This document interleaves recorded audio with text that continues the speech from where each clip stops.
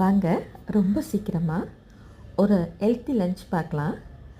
Chilli garlic vegetable ரைஸுங்க.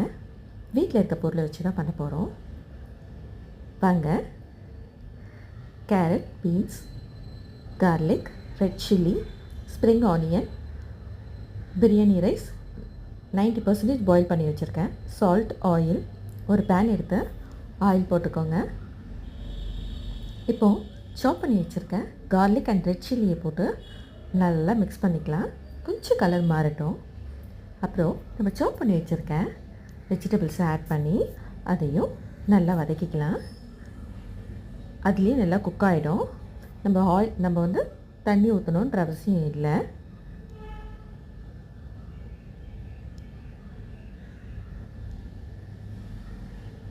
அது வரைக்கும் cook ஆகட்டுங்க.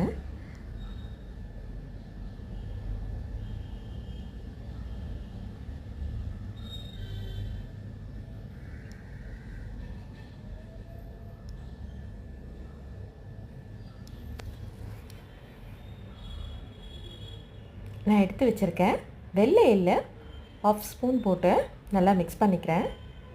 இது வந்து நல்ல ஃப்ளேவர் கொடுக்குங்க உங்களுக்கு, அதுக்காக ஆட் பண்ணியிருக்கேன்.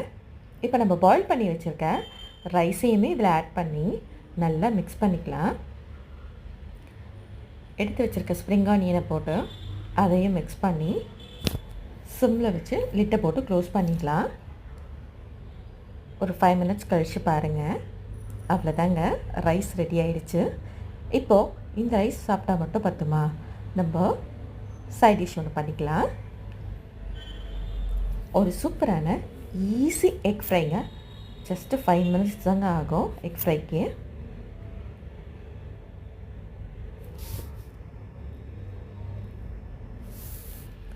எக்கை பாயில் பண்ணிக்கோங்க. ஒரு பேனில் 1 ஸ்பூன் ஆயில் ஊற்றி